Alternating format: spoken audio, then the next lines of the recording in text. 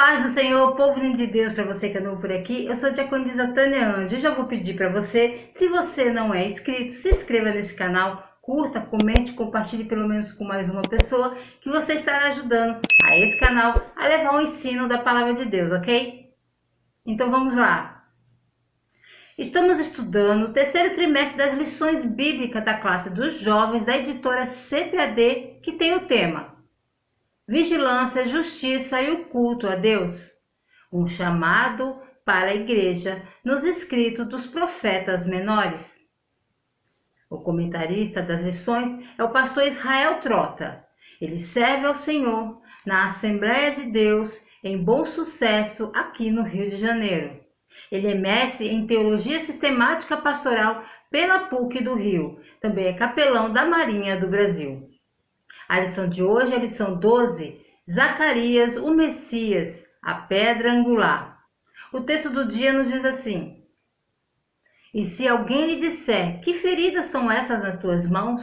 Dirá ele, são as feridas com que fui ferido em casa dos meus amigos. Zacarias capítulo 13, versículo 6.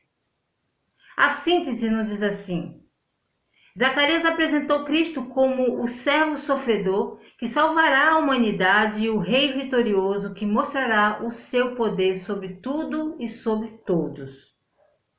Os objetivos da lição é explicar a estrutura do livro de Zacarias, comentar como as 8 visões do profeta contribuíram para motivar os judeus na reconstrução do templo,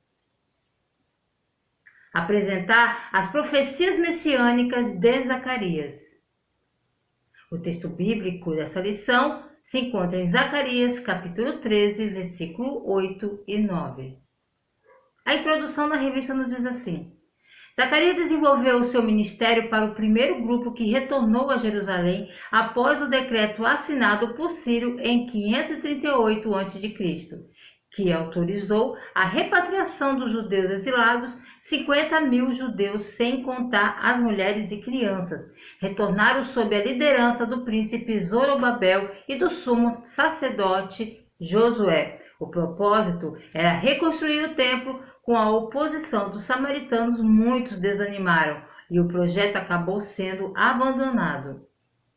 A mensagem profética de Zacarias, sua profecia é uma das mais longas dos profetas menores, abrangendo 211 versículos. Seu nome significa Deus lembrado e é realmente o tema da profecia de Zacarias. Deus se lembrou de seu povo e é um nome popular, com 28 outros Zacarias mencionados, tanto no Antigo Testamento e um no Novo Testamento. Tópico 1, Zacarias. Sacerdote e profeta. Zacarias desenvolveu a responsabilidade sacerdotal do ensino ao lado da força encorajadora e de um profeta. Ele foi sacerdote e profeta oriundo da tribo de Levi. Era descendente de uma família de sacerdotes. Seu nome significa o Senhor lembra. Ele nasceu em terra estrangeira quando os judeus estavam exilados na Babilônia. Fez parte do primeiro grupo composto de 50.000 judeus que retornou a Jerusalém sob a liderança de Zorobabel.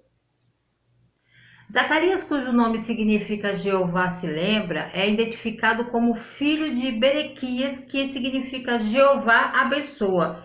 E seu pai era filho de Ido, que significa o tempo designado. Certamente esse conjunto de nomes com significados tão ricos sugere o encorajamento dado ao remanescente que havia retornado a Jerusalém. Após o cativeiro da Babilônia, Deus se lembra e abençoa o tempo designado. O avô de Zacarias voltou da Babilônia e seu jovem neto a reboque com o primeiro grupo de israelita.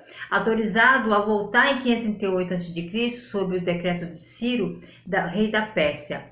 Por causa da sua linhagem familiar, Zacarias era sacerdote, além de profeta. Ele, portanto, teria uma familiaridade íntima com as práticas de adoração dos judeus, mesmo que nunca tivesse servido em um templo completo.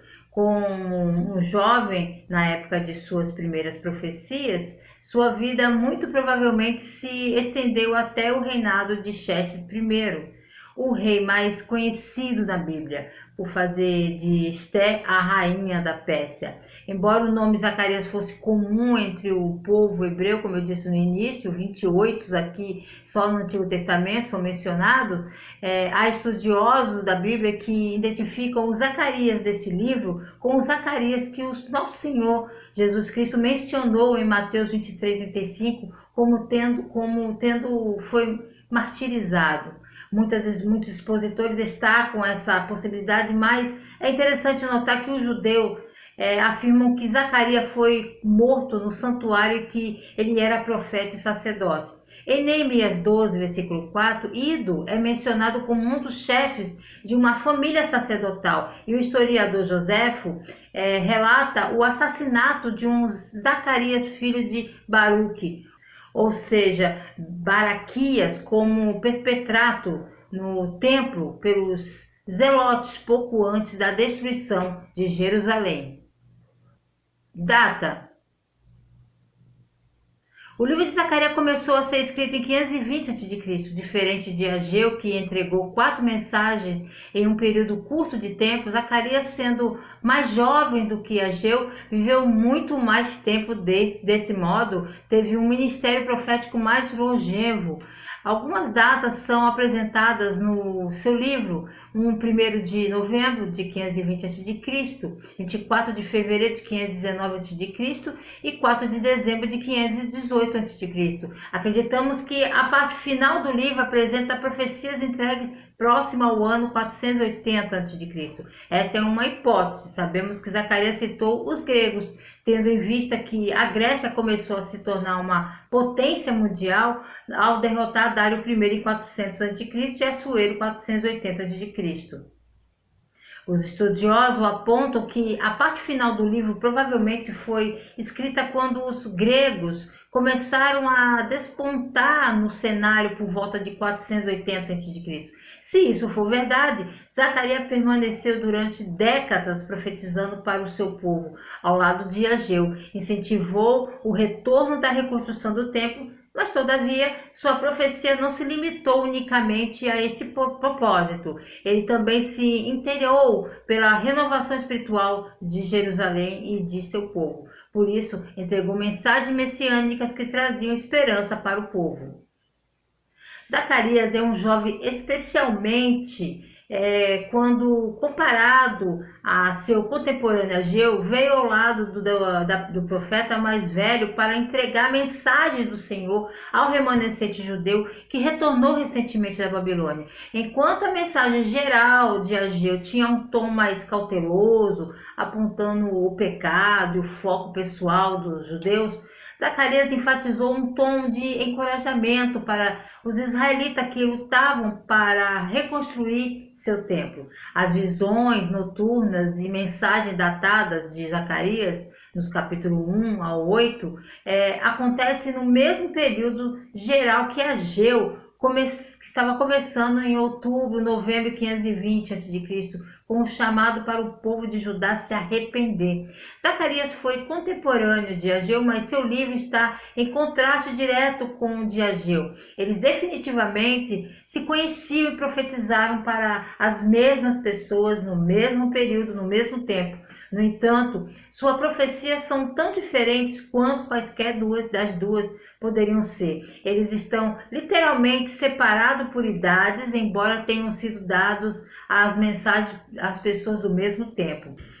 Zacarias recebeu 8 visões noturnas agitadas de 15 de fevereiro de 519, seguidas por 4 mensagens que ele pregou em 7 de dezembro de 518. Embora suas mensagens finais no capítulo 9 a 14 não tenham datas, a menção da Grécia no capítulo 9 e 13 sugere que as profecias vieram muito mais tarde em sua vida, provavelmente em algum momento da década de 480 a.C., antes da chegada de Esdras e Neemias, para revitalizar novamente o povo judeu. Estrutura e mensagem do livro. O livro de Zacarias possui algumas singularidades. É o livro mais apocalíptico e escatológico de todo o Antigo Testamento. Também é o livro mais extenso entre os profetas menores. De igual modo, é considerado o livro mais difícil de ser interpretado, e isso acontece por causa de suas visões, símbolos e parábolas. Sua profecia é composta de visão e palavra. Os capítulos do 1 ao 8 encorajam os judeus na reconstrução do templo. Os capítulos 9 a 14 apresentam profecias sobre Israel e o Messias. Ele profetizou sobre as funções que Cristo exerceria como servo do Senhor, o rei sacerdote, o verdadeiro pastor. Também relatou episódios da vida de Cristo, sua traição, sua crucificação, seus sofrimentos e sua segunda vinda em glória, retratando Jesus como o rei guerreiro que reinará sobre Jerusalém. O Novo Testamento apresenta diversas referências diretas e indiretas à profecia de Zacarias. Esse livro tem característica de um apocalipse. As visões assemelham às dos livros de Daniel, Ezequiel e Apocalipse. Daniel e Ezequiel nasceram na terra de Israel, mas escreveram seus livros fora dela. Zacarias nasceu fora da terra, mas dos canais da Babilônia, mas ele escreveu na terra. É interessante que Daniel e Ezequiel e João estavam todos fora de Israel quando escreveram, mas apenas Zacarias estava naquela terra quando escreveu suas visões apocalípticas. No escuro dia de desânimo que envolveu o remanescente, ele viu a glória em todo o arrebatamento e visão de esperança. Ele tem mais profecias messiânicas do que qualquer um dos outros profetas menores. Este é, portanto, um livro importante e interessante. O livro de Zacarias contém o mais claro e o maior número de passagens messiânicas sobre o Messias. Entre os profetas menores, nesse sentido, é possível pensar no livro de Zacarias como uma espécie de livro em miniatura de Isaías. Zacarias retrata Cristo tanto em sua primeira vinda quanto em sua segunda vinda. Jesus virá, de acordo com Zacarias, como Salvador, juiz e finalmente como rei justo, governando seu povo de Jerusalém. Tópico 2. Atuação de Zacarias. O primeiro sermão. A primeira mensagem de Zacarias tinha como propósito exortar o povo ao arrependimento. Ela foi entregue entre o segundo e o terceiro sermão profético de Ageu. O profeta exortou os judeus a observarem os erros dos seus antepassados, que recusaram ouvir os profetas que os antecederam. Sua mensagem é semelhante a tantos outros profetas de Deus. Zacarias pede que o povo se arrependa dos pecados de seus pais. O Senhor escolheu Israel para ser a única nação por meio da qual ela alcançaria o mundo perdido e moribundo. Eles deveriam ser uma nação santa, separada para Deus, que atuaria como uma luz para os gentios. Eles deveriam resgatar pessoas perdidas do paganismo e trazê-las para a família de Deus e seu santo templo em Jerusalém. Mas ao longo de sua longa história, eles não obedeceram ao Senhor. Os israelitas eram um povo escolhido de Deus e a eles pertenciam a adoção de filhos, a glória de Deus e as diferentes alianças. Eles foram encarregados de escrever as escrituras e receberam a lei judaica, o sacerdócio araônico, as preciosas promessas de Deus e o privilégio de ser a nação por meio da qual o Messias nasceria. Eles tiveram muitas vantagens surpreendentes, mas quebraram sua aliança e desobedeceram a palavra de Deus. Assim como Israel recebeu a promessa de bênção maravilhosa do Senhor, se obedecesse a sua voz, eles também foram avisados das terríveis maldições que sobreviriam a eles, e se não cumprissem sua promessa. Tudo o que o Senhor disse, nós faremos, foi a proclamação unânime de Israel, mas eles quebraram isso repetidamente por meio de sua história contraditória e apóstata, e o Senhor ficou irado com seus pais. É bem no início do seu livro, com o seu simbolismo fascinante e revelações surpreendentes, que Zacarias troveja suas mensagens de advertência à nação errante de Deus e os exortou se arrependerem de seus pecados contínuos, a abandonarem seus caminhos iníquos e a serem obedientes à palavra do Senhor, seu Deus. As 8 visões. Os capítulos 1 ao 6 apresentam 8 visões que contribuíram para encorajar os judeus que trabalhavam na reconstrução do templo. A primeira visão foi dada quando a obra já estava em andamento há 5 meses. As outras 7 não registram suas datas, provavelmente uma seguiu a outra com rápida sucessão, sendo imediatamente registrados. Por isso, não se fez necessário as datações seguintes. As visões indicavam que os olhos do Senhor estavam voltados para Jerusalém, pois a casa do Senhor estava sendo edificada e que qualquer poder que se levantasse contra o povo de Deus, sedotado, seriam destruídos, pois Jerusalém estava sendo medida e protegida por Deus e seu sacerdócio seria restaurado. A reconstrução do templo não poderia ser vista apenas como uma obra humana, mas como resultado da influência operadora pelo Espírito do Senhor nos corações. A justiça deveria ser uma marca nesta reconstrução social, visto que o cativeiro babilônico tinha purificado o povo de Deus. As visões terminam com a descrição dos juízos divinos que seriam derramados contra as nações inimigas. Todas as visões visavam motivar o povo. Vamos falar aqui agora das 8 visões noturnas de Zacarias? A primeira questão é, porque tudo você faz uma pergunta, né? Deus não está absolutamente chateado com os gentios que oprimiam o povo de Deus? Em outras palavras, Deus permitiria que tal situação persistisse indefinitivamente? A primeira visão nos dá a resposta. Um homem em um cavalo vermelho, entre as murtas. Murta é um arbusto que nasce no deserto e as suas folhas exalam uma fragrância agradável quando são trituradas. Esses arbustos eram usados pelo povo judaico para cobrirem as tendas durante as festas do tabernáculo, o que fala de um avivamento. A mensagem do anjo contém os seguintes elementos chaves aqui. Jeová tem zelo de Jerusalém e Sião. Além disso, ele está indignado com o poder dos gentios. O versículo 16 apresenta a promessa de mostrar misericórdia novamente e provavelmente que sua casa será construída e que o escolhido será Jerusalém. Tudo isso responde à primeira pergunta, de que forma que certamente supera a expectativa de muitos.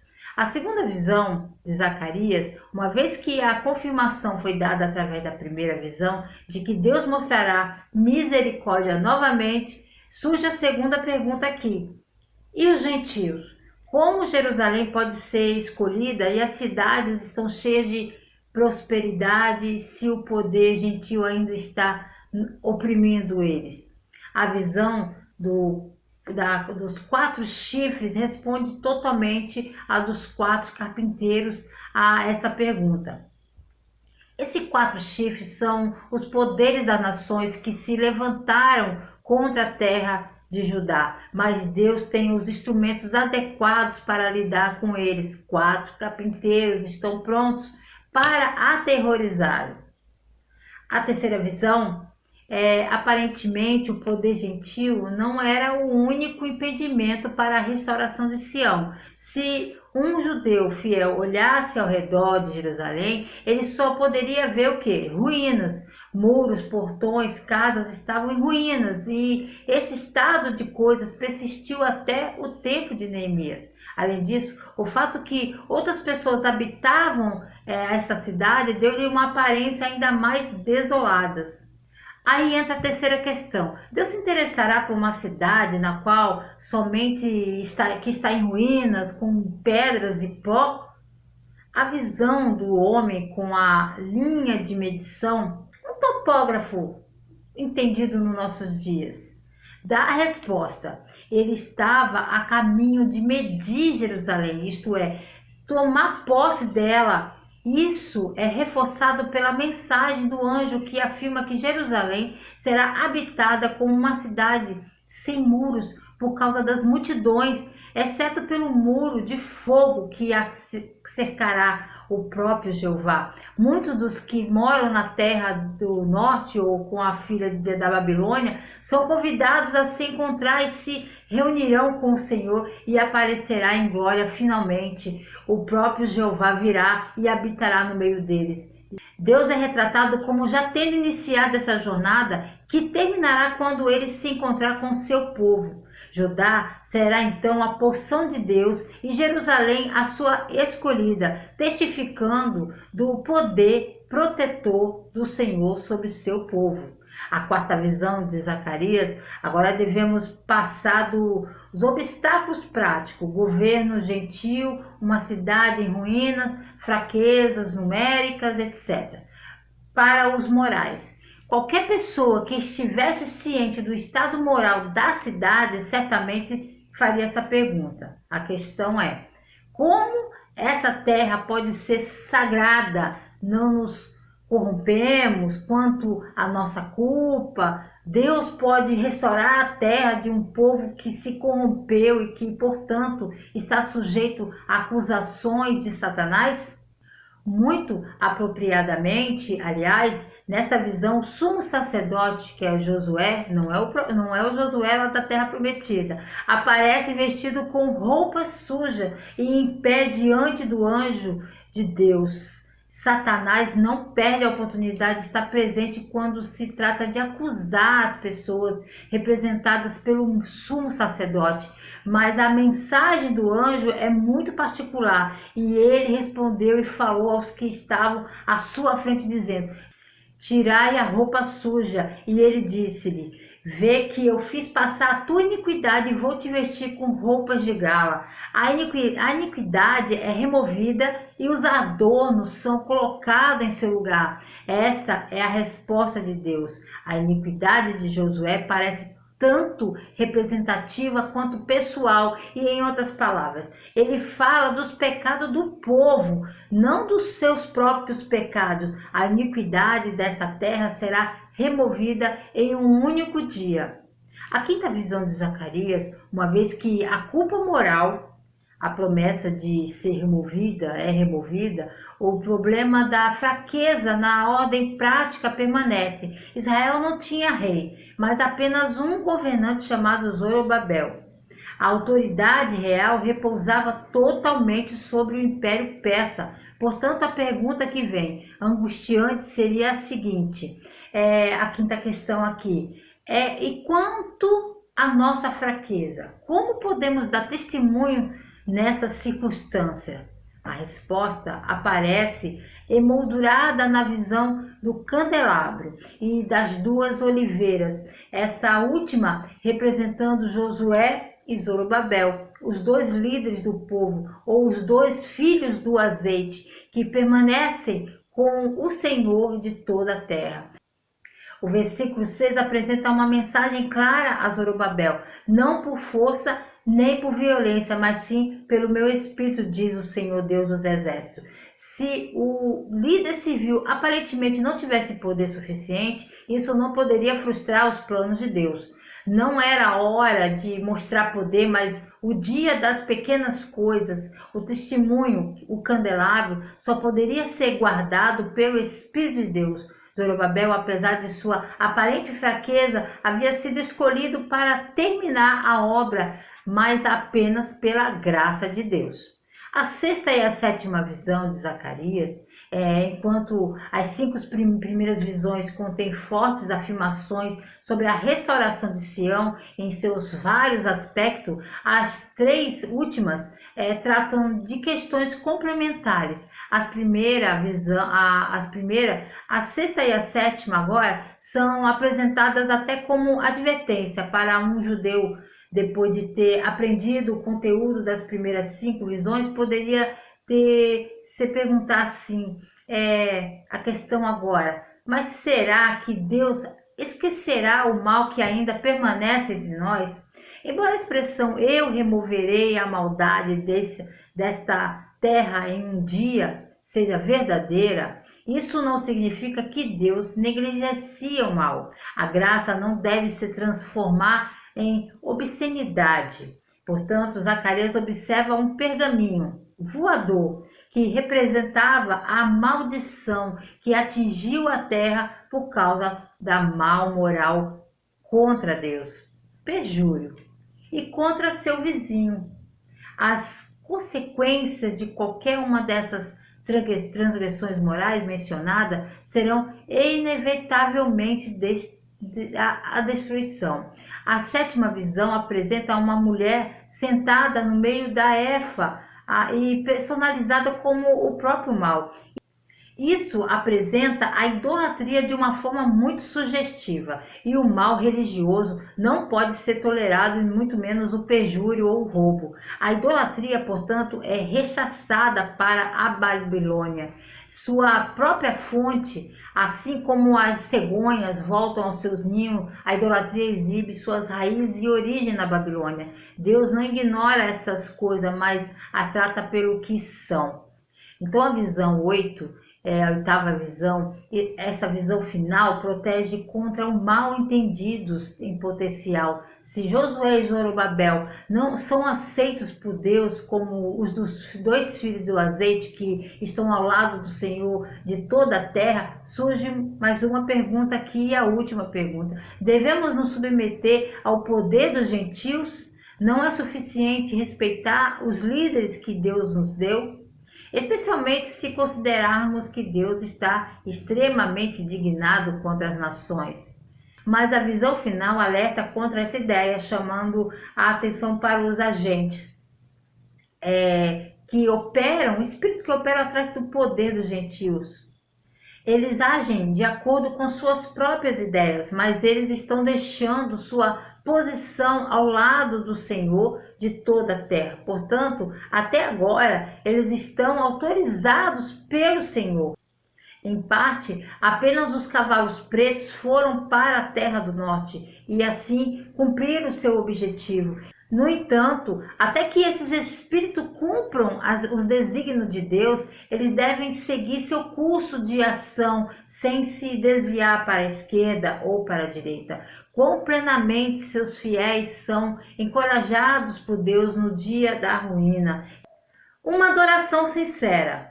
Durante o cativeiro, o povo de Judá desenvolveu o hábito de jejuar no quarto, quinto, sétimo e 10º mês como sinal de luto pela destruição do templo. Quando a reconstrução já se encontrava bem avançada, surgiu uma pergunta no novo templo: os jejuns deveriam continuar?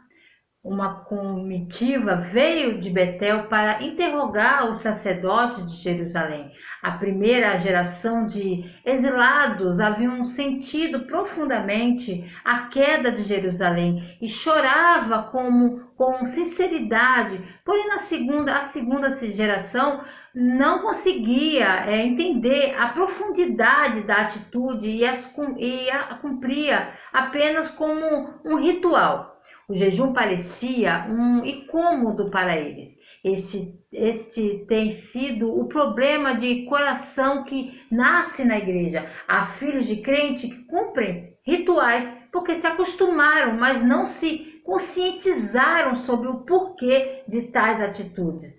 Zacarias respondeu que depois de restaurar e abençoar Jerusalém, os jejuns deveriam permanecer. O que mudaria seria a atitude dos homens em relação no ritual. A adoração triste, compulsória e nostálgica daria lugar a uma adoração festiva, regada por atos sagrados de honra e louvor a Deus.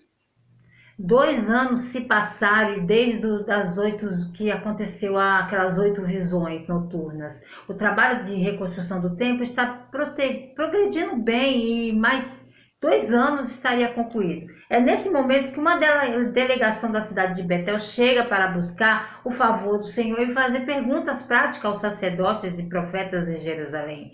A resposta de Zacarias está registrada nos capítulos 7 e 8. A questão envolvia a observância de certos jejuns judaicos. No capítulo 7, versículo 3, eles mencionam o jejum do 5º mês. No capítulo 7, versículo 5, Zacarias também menciona o jejum do 7º mês. E no 8:19, a menção de 2 jejuns adicionais, um no 4º mês e o outro no 10º mês. Todos estavam relacionados à queda de Jerusalém em 586 a.C., no 10º mês de Nabucodonosor, que sitiou Jerusalém, e no 4º mês ele penetrou na cidade, e no 5º mês o templo foi queimado, e no 7º mês Gedalias, o governador judeu, foi assassinado e os remanescentes fugiram.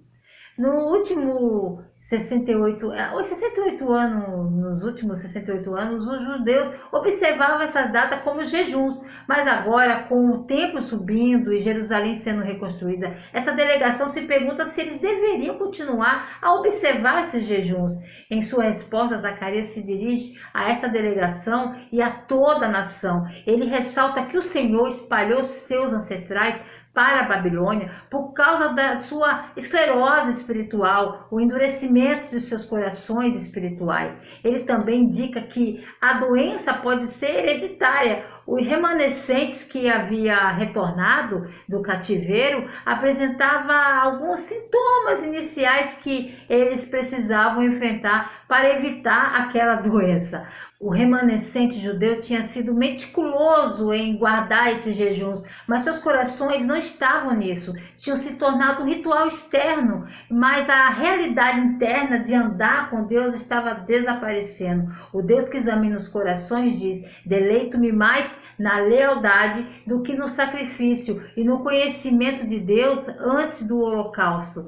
Por meio de Zacarias, ele diz: verifique sua saúde espiritual. Certifique-se de que você não está mudando da realidade interior para a religião exterior. Essas pessoas estivessem preocupadas com algo que Deus não havia ordenado, mas ao mesmo tempo estava negligenciando o que Deus havia ordenado. Deus não disse a Israel para guardar esses jejuns, mas disse-lhes para obedecer a sua palavra. O único jejum que Deus ordenou foi o do dia da expiação anual. Não havia nada de errado em jejuar nesses outros dias para confessar seus pecados e orar pela restauração da nação. Mas Deus não ordenou esses dias como jejum. Ele havia ordenado que eles fizessem justiça, amem a bondade, andassem humildemente com seu Deus.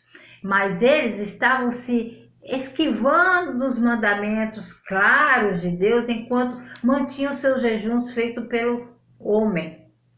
Muitos cristãos hoje se preocupam em seguir regras e rituais que a Bíblia não ordena, enquanto negligenciam lidar com seus corações diante de Deus. Eles julgam os outros cristãos pela aparência exterior, mas toleram pecados graves como orgulho, fofoca, ganância em seus próprios corações. Eles têm suas listas de comportamento que fazem de você um cristão espiritual ou um cristão mundano e se certificam de que mantém tudo em sua lista boa e evitam tudo em sua lista ruim. O problema é que suas listas não estão na Bíblia. Tópico 3, falando do Messias. Livramentos futuros. Enquanto os 8 primeiros capítulos motivaram os judeus na reconstrução do templo, nos últimos 6 capítulos, o profeta Zacarias transportou-se do presente para o futuro. Cremos que os capítulos finais representam uma mensagem entregue por Deus a Zacarias próximo de 480 a.C. O jovem profeta já era um ancião. Ele profetizou um castigo divino para as nações ao derredor de Israel que causaram sofrimento ao povo de Deus. Zacarias capítulo 9, versículo 9. Alegre-se muito, filha de Sião, grite, filha de Jerusalém, seja seu rei, venha até você justo e vitorioso, humilde e montado em um jumento, em um potro, um jumento, filha de Sião. É um termo carinhoso. Sião, é claro, é a montanha sobre a qual Jerusalém foi construída. Entre Sião e Jerusalém são virtualmente sinônimos nesse contexto. A singularidade do Messias prometido. Zacarias estabeleceu uma comparação antagônica entre a grandeza de um conquistador humano, seria Alexandre o Grande, e a simplicidade do Messias prometido, Jesus Cristo.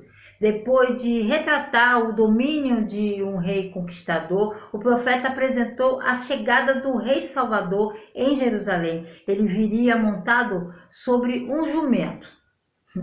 E aí, essa profecia se cumpriu na entrada triunfal de Cristo em Jerusalém.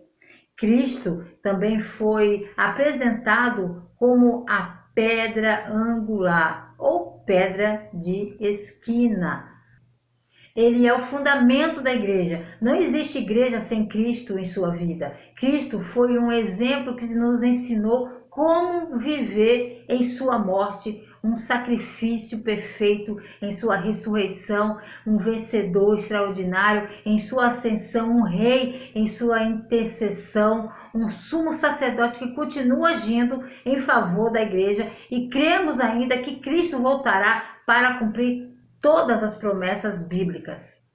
Montado em um jumento, o rei deles virá montado em um jumento. Os jumentos são menores do que os cavalos e são usados tanto como bestas de cargas quanto montarias. Era bastante comum as pessoas andarem em burros, né? Mas um guerreiro, geralmente montado, é em cavalo. Ter o rei Messias vindo montado em um jumento é um sinal de intenções pacíficas. O fato dele montar em um jumento mostra o quão humilde ele é. Os líderes mundiais usam meios de transporte poderosos para dar aquela imagem de poder, e o que é bom significa que eles são fortes, mas também coloca alguma distância entre nós. Realmente não podemos chegar tão perto deles. Mas Jesus, ele é humilde, acessível e gentil. E, no entanto, Jesus também é um rei que exige compromisso, serviços absoluto.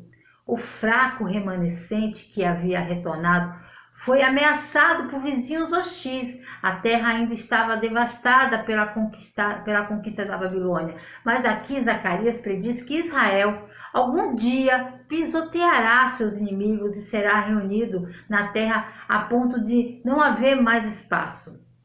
Cristo é a pedra angular do seu povo. O Antigo e o Novo Testamento frequentemente usam essa designação para Cristo. Em Zacarias fala de Cristo como o líder sobre quem o governo se apoia e se mantém unido. Cristo é a pedra angular de sua igreja. Cristo é a estaca do seu povo. Isso se refere à estaca em uma tenda oriental, na qual os residentes penduraram muitos objetos de valor. Refere-se a Cristo como aquele a quem a glória do Pai habita. Tudo de valor que temos está nele. Cristo também, ele é o arco de batalha para o seu povo. Ele é o conquistador vindouro que vencerá todos os inimigos de Deus quando ele retornar. Cristo também é o governante final de seu povo. Alguns comentaristas que tomam os primeiros três termos como referindo-se a Cristo se opõem a aceitar o quarto termo de maneira semelhante, visto que a palavra geralmente se refere a um governante tirânico ou opressor. Eles interpretam isso como significando que todos os líderes opressores partirão de Judá quando o Messias vier para reinar.